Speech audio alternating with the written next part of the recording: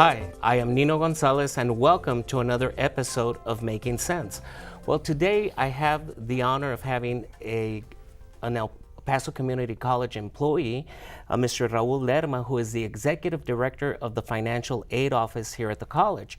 And Raul, thank you for taking time out of your busy schedule to be here and discussing about what your office does. And so let's get started. Tell me a little bit about yourself and how many years you've been here at the college and a little bit about your background.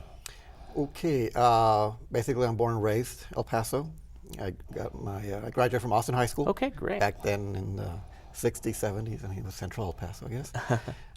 Got my degree from UTEP. Did some graduate work as well at UTEP. And basically, it was one of my first jobs being in financial aid, working at UTEP in financial aid. I worked at Job Corps for about 10 years as well before I went over to UTEP, and just got hired and basically worked up my way up at UTEP from just financial aid officer, loan coordinator, then became director the last 4 years. Okay, great. So I was 25 years at UTEP actually.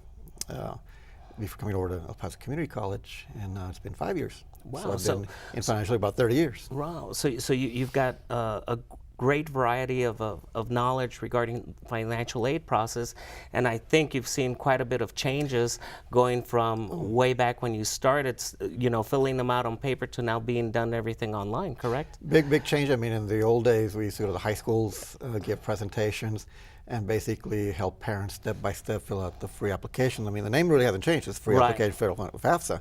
But back in the day, we would just go step by step, and this is what you fill it in line number 1, number 2, and now everything's on the internet. So now, I mean, once the parents and the students get a username and password ID, everything's on the internet. It's a lot quicker.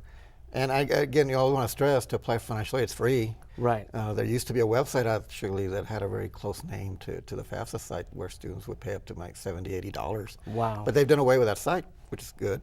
So now, again, it's only one site where students fill out that FAFSA, the free application, and it's free. Okay, so let's talk about what does your office do? Okay. My office basically handles all the financial aid programs, federal and state, and institutional as well. At APCC, we also deal with scholarships, the scholarship programs, whether it be outside or institutional. And in my office, which was a little different from where I came from UTEP, we also deal with VA. Okay. So we handle all the VA educational programs, all the various chapters, Chapter 33, the post 9/11 being the biggest one. But we also work with a large state veteran program because you have to have been a Texas resident when you entered the military, and that's the Hazelwood Act, which not only applies to the veteran, but their dependents can also take advantage of it. So those are the two big areas that we do work with. So there's a lot of areas in which students can apply with financial aid. So let's go through the different types of financial aid. I know you mentioned a little bit on the veterans, but let's talk about some of the basic types of financial aid that a student can apply for. The basic types of financial aid have always been basically 4 types. Okay. Number 1 is the oldest type, and that's the academic scholarships. Okay. That's back from the beginning, early times. I mean, you would earn a scholarship based on your academics to get money to go to school. Obviously, you always hear about large athletic scholarships. But then there's a lot of scholarships also on basically a merit. They're merit-based, so typically they're based on something well you do. Right. I mean, you can get scholarship to go to various universities because you play an instrument, sing in the choir. There's other scholarships based on ethnicity as well. Right. But they're always typically merit-based. And a lot of scholarships not only are always aimed at the higher student, I guess, type students, but a lot of them are also available for students that are like the middle. I mean, your B-average students. Right. A lot of B-average students can also get scholarships as well. Sure. Because a lot of them now are tied to community service. So a lot of scholarships require maybe community service to receive. So it's one of those programs that you always encourage students to apply. And a lot of them are, since they're merit-based, a lot of them are not need-based, so it doesn't matter how much the parents make or the student makes. That's good to hear, right? So you can maybe get a nice, huge scholarship, regardless of what your parents make, only because you've earned it by being a good student. And what holds usually a student from applying for scholarships? Is it usually those essays that they have to do sometimes? That is, in fact, I've seen that as being basically sometimes an obstacle. Right. Sometimes you want to limit the verbiage, maybe from 500, maybe a student can do well in 250 words. But an essay is one of them.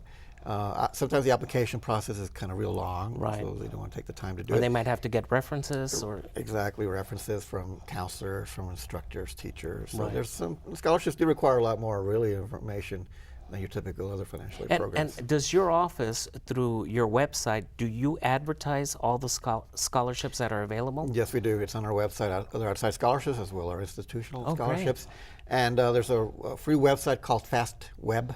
FastWeb, okay. FastWeb.com that we always suggest students go on to and register, because there's a whole list of scholarships that students can apply for. And the nice thing about those kind of scholarships is that you carry them with you, because it's not the institution giving it to you. So you can it carry can be a scholarship you apply for, so you can carry it on to your next institution as long as you meet the requirements. Wow. And so then what are the other types of financial aid? The other forms of financial aid that everybody assumes is financial aid and associate with financial aid, obviously, is your grants. Okay.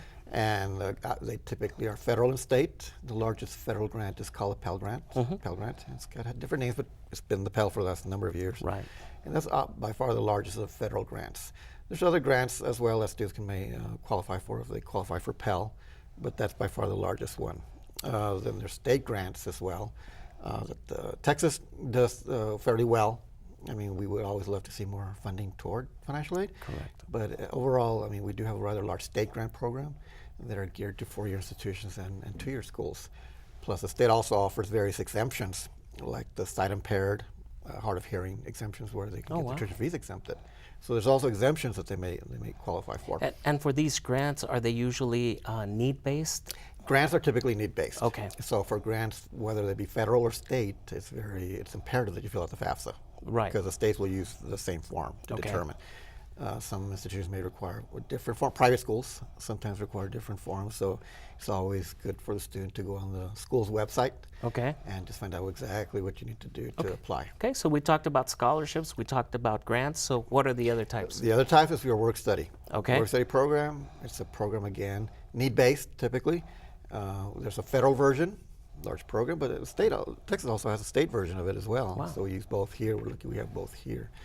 And students fill out the FAFSA as well to see if they qualify. It's need-based as well, but again, it's a part-time job on campus. Again, it's a great program for a lot of our students that have never had any work experience. Sure. So it's great to have a job where, and again, it's typically a job. Right. In many and cases, it gives you have them to go some to an interview. responsibilities. Exactly. Right. You have to go through an interview. I mean, I highly encourage our departments to interview their students. So they actually go through an interview, have them submit a resume. Right. I mean, it's part of learning how to get a job. The nice thing about it is usually they're student first, so their work schedule is basically around their class schedule. Oh, great. They're always considered students first. And it's a nice program where sometimes you need to take a day off for a final, finish up a program perhaps, a project, so you can ask permission. But again, it's a real job where you have a supervisor, and you've got to call in sick or check in with your supervisor. And you know, sometimes I've heard of a lot of work studies, sometimes even migrating into part-time jobs and full-time jobs with the institution. That happens with a lot of people. I've known a lot of people. I mean, my boss started as a work study. Now she's a VP of student services, so she's really going. So there's opportunities there if you're good, right? Exactly. Okay. Exactly. So then, what's the last type? The last type of all the forms of financial aid, unfortunately, or fortunately, I guess how you look at it, is the largest of the federal financial aid programs is obviously your student loans. Student loans. Student loans, there's $1.3 trillion out there in student loan debt, so it far exceeds any type of credit out there now. Sure. As far as it doesn't come close to mortgages, but it is more than credit card and car loans Right. now. But it is the largest of the forms of financial aid. Texas is a very loan-heavy state, where almost 60% of our financial aid is really in the loans. Really? Where 40% is on free money. Even nationwide, you're still talking about 55% loans versus 40-something% grants. And what type of loans are there? I've heard that there's federal loans, right? And then there's private issuer loans, That's correct? very good to know the difference between, because the federal loans are typically your best bet. They're the best programs. Interest rates real low, 3.44% I believe right now. They're deferred, so while the student is in school, they don't have to make payments on it. Right. There's two types of federal loans. There's a subsidized version, where the government actually pays the interest for the student while they're in school, as long as they're enrolled at least half time. There's no interest on the loan until you go into repayment. It's need-based. And with loans, you have to fill out the FAFSA as well. It's a federal program. And then there's the unsubsidized version, where it's not based on need. Right. Interest starts right away on that loan, but it is deferred as long as you're in school. So you don't have to make payments, but it just starts. The interest accrues. It starts accruing on the unsubsidized loans. And those are the ones that we always encourage students to always max out on. Use those first before you even look at a private loan, right. which there are still out there, but typically those require a cosigner, typically a credit check. Right. So interest is based on the credit. Most lenders have become a little more flexible, so they too are deferred while they're in school. And who issues those? Like banks and those things would be like banks. That? Okay. There's different types of private banks out there that still issue private student loans, and they are for education. Right. Because typically the school has to certify that it is for education, so right. you can't just go to any bank. Sure. And say you need a loan. I mean, the school has to actually certify that this loan is for the school. You know, and you were talking about that statistic about 60% being student loans. That gets students into a lot of trouble, doesn't it? It does, and I mean, that's why as far as federal student loans, students are required to go through what's called interest counseling. Right. And we're fortunate in that El Paso Community College is actually seen as an example, one of the best practice schools, because not only do you have to go when you're borrowing for the first time here, we also have what's called interim counseling. Wow. So typically, if you want to borrow the next year, you go through a follow-up session as well again, just to get the updates, because interest changes, interest rates changes, the programs have changed. So you're offering them a little bit of financial literacy That's when they get into debt. Yes, That's great. we've actually been fortunate to be featured in a New York Times article. Wow. As I far as did what not we do know here, that. as Wow. what we do, as far as what we do here. And so basically we have students, when they register to attend a loan counseling session, they are required to go to a financial literacy module online. And it's part of their documents they turn in that they registered for the particular session. And have you seen that benefit the students? Again, we just started the module. Right. It's benefited our students as far as hopefully the financial literacy will sink in. Right. But as far as our loan counseling, we have seen a decline in our default rate. I mean, we've gone down to 14% this year, unofficially, from 14.7, and typically our default rate is below the state average for community colleges, and typically below the state average nationwide for community colleges, so we're pretty proud of that. Great. And you know, we were talking about this financial literacy, and students, you know, and depending on what school they go to, especially like you've got the trade and vocational schools, they can get very heavily into debt, and they're not making enough money to repay those loans, and then it affects their credit. Their income tax refund gets withheld, or their wages get garnished. I just read an article, garnishments are up this year. Really? So it's more and more and students they're are having surprised. their wages They're garnished. surprised. And we'll still, unfortunately, have that student coming from a proprietary school. Correct. Saying, well, I didn't know I had a loan. Well, you know what? Because they never saw it. Right. Because it was all taken care of. It was all taken away because you owed. Probably never advised. Yeah. I don't think as well advised as I think we do. But unfortunately, that does happen, and a lot of our defaulters are coming from that particular sector. Okay, well, a lot of interesting information regarding loans and the types of financial aid, and we'll come back and continue this discussion on the second half of Making Sense.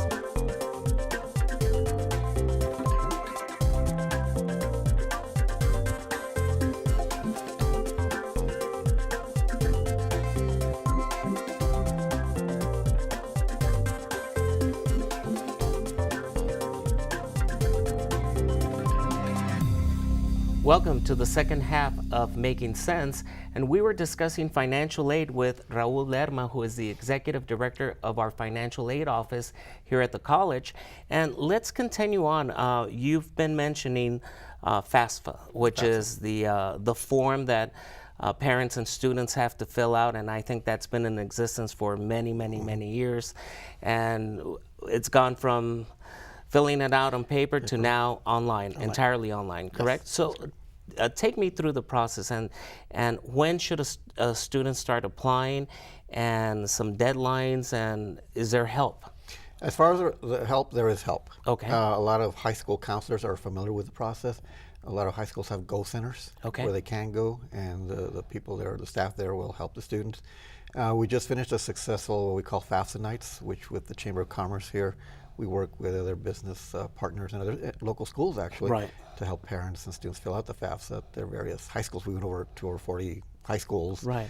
And we just finished that and program. And those are those informational fairs that you have, correct? Yes, informational fairs. And at the FAFSA nights, we actually were there to help them fill out. Really? They would actually do the forums, but we would answer any questions to do the FAFSA on the web. Right. But as far as help, the students here can always go to their nearest campus, and we will be more than happy to help them fill out the FAFSA with the parents. Okay. But again, as well, they can always start with a high school counselor. Sometimes a lot of them will call us if they have a question on a particular situation. But it is important that if they haven't done one, to do so. Okay. And again, I think so when do they have to do that? It depends. A lot of state schools vary on their priority date. We like to call it priority date, not deadline, because the FAFSA is still processed regardless up to once you start school. But again, it's real important to find out what the priority date is of the school they're interested in going to. Even though it may have passed, I still encourage the students and parents to fill one out just as soon as they can, because school doesn't start typically fall until August. There are some schools that may start summer, so they may have to do the 15-16 FAFSA. Right now there's 2 years out there. 15-16 that covered fall, this current spring and summer, and the 16-17 which starts with the fall and spring, summer of next year. Okay. So I guess that's another thing when students or parents go out so there. So those dates are basically school-based? They're school-based typically, yes. Okay. Yes. And so if we have a student that's coming out of high school, and so they should start worrying about this in their senior year? Definitely, yes. Like around what time frame of their senior year? Now, again, it all depends on the school. Now, it's kind of changing now, but I guess it's still going to be kind of same. But seniors typically start in January. Okay. We'll start looking at applying. Private schools, they should consider even a little earlier, like October or December as far as private schools. Like Our Lady of the Lakes, St. Mary's, private schools. But public schools, especially in Texas, I mean, January is typically a good time to start looking for on this cycle, and we should already start looking at it. Now during the break, one of our crew members came up and asked a great question in how you look at for the income based on aid, and you were saying that in the past it was prior years, or it's now still prior years, but it's going to change. Cycle.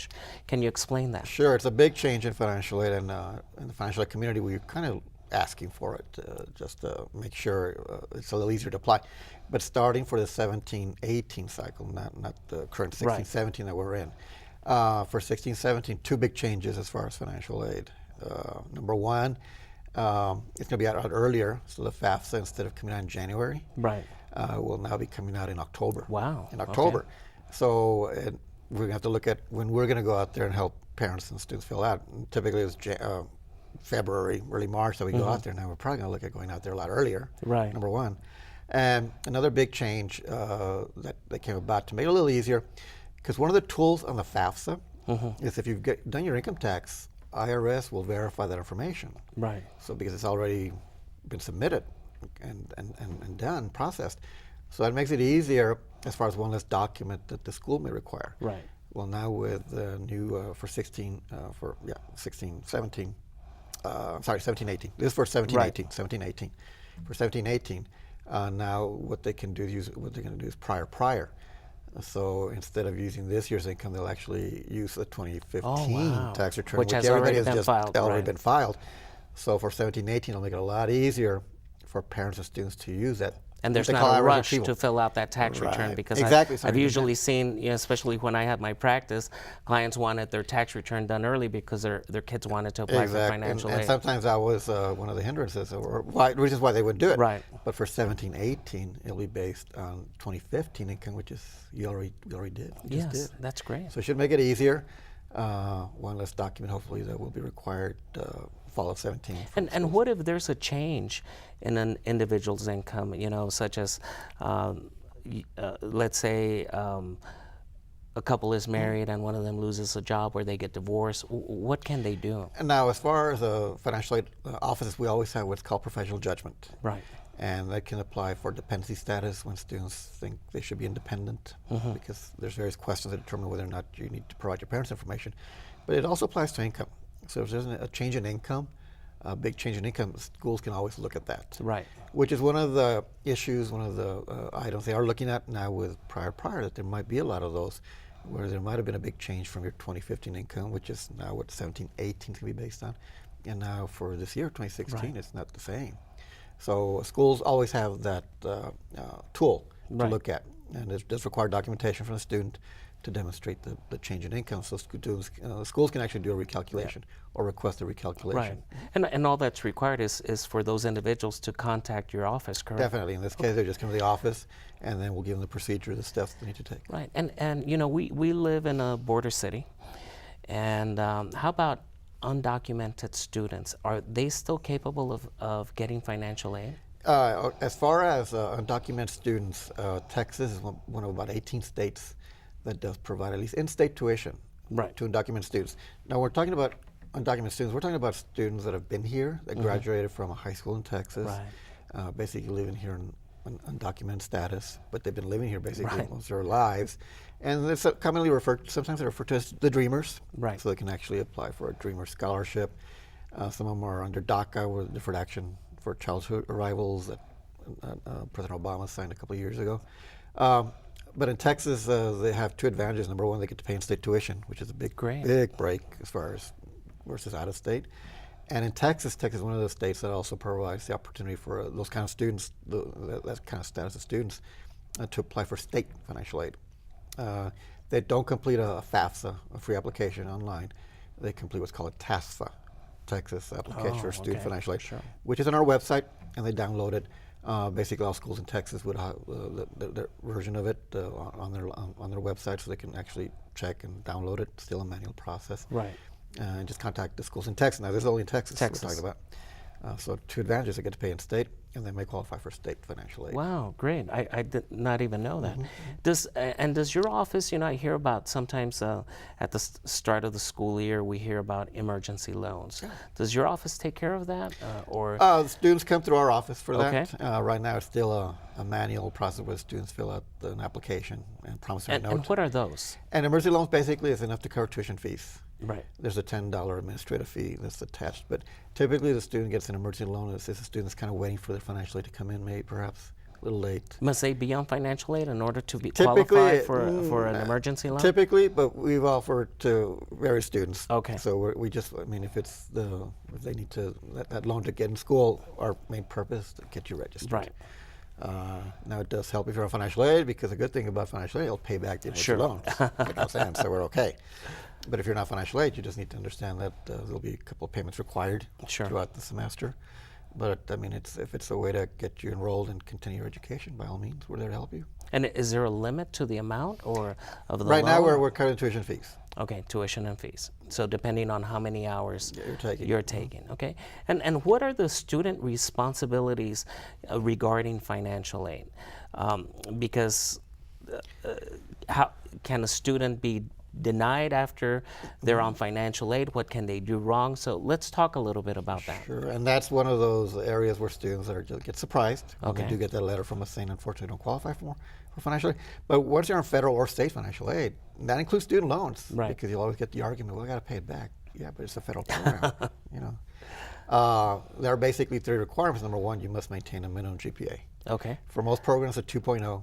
There are some state programs that require a little higher, 2.5. Right. You must be making progress toward your degree. So that's typically completing at least 67% of the hours you attempt to be making progress toward your degree. And there's a 150% rule. In other words, once you reach 150% of your degree plan, I mean, you need to have graduated. And most programs, most undergraduate programs require about 60 hours. So 150% really is up to 90. So we'll allow you up to 90 hours at that point. You know, why the letter is, why haven't you graduated? So there is a timeline for you to get that degree. And does this, since we're a 2-year college and students transfer to a 4-year institution, does that timeline follow them? No, it doesn't, because once they go for a bachelor's, they're extended that amount. Okay. Because it's more 120 hours to get a bachelor's.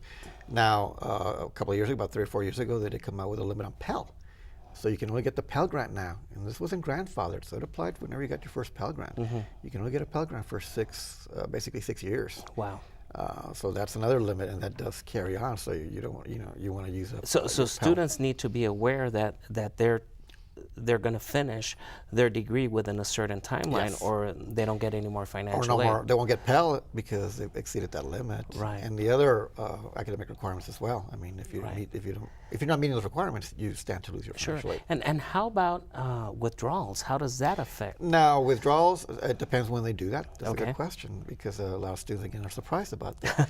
But or an instructor drops them. Or instructor drops them, right. Typically, again, that'll put a student in a situation where they may have to pay money back. Because if you withdraw, because we pay up front, so we paid you 12 hours and you withdraw from a class, depending when you do that. Sure. There's a calculation. The student goes through, we go through and determine how much the student has to pay back, not based on the hours that they're at. But not only that, doesn't it also can affect students that are here on visas studying, that if they go below a certain number of hours, that could affect them? Yes. Now, your international students don't qualify for federal aid, but that is very true as far as the international students maintain their visa to stay here. They do need to stay full time. Right. Yes. So one of the key things we come away here is make sure you know the deadlines of the school, because it's not a federal deadline. It's all based on a school deadline, and also make sure that you apply. And even if you don't think you might qualify, everybody should apply for that FAFSA, right? Yes. I mean, students have till June 30th of that year, like for this current year we're in for 15-16, you got till June 30th to still apply, and maybe you can get reimbursed for fall. Wow. Obviously for 17-18, it'll be until June 30th next year. But you don't want to wait that long, so obviously you want to fill that FAFSA as soon as possible. Sure. And does, we're going to put up a slide with, you mentioned a place to go for scholarships, which is what, FastWeb? Is that? FastWeb. Fastweb.com, and also does your office have a website with a lot of information on it? Yes, they can go to our financial aid website. And we'll put up the address on a slide. And what is included on there? As far as our website, all financial aid programs, grants, all the types of different financial aid programs. Another website that's real good on the state side is College for All Texans. College for All Texans? College for All Texans. Students can go on there and they can see all the exemptions and all the various state programs that are available to students. Right. But our website will go over the process. The academic requirements are listed there, what students need to maintain to keep their financial aid. Registering for our loan counseling sessions, it's all there. So all that information's there. Okay, great. Well, a lot of great information, a lot of great topics. I know that financial aid encompasses quite a bit, and of course we didn't even get into the veteran programs and the military type of aid. But if our viewing public has any questions, make sure they contact you or visit your website. And thank you very much for taking time out of your busy day to come by and inform us about financial aid. And we'll see you next time on another episode of Making Sense. Thank you and goodbye.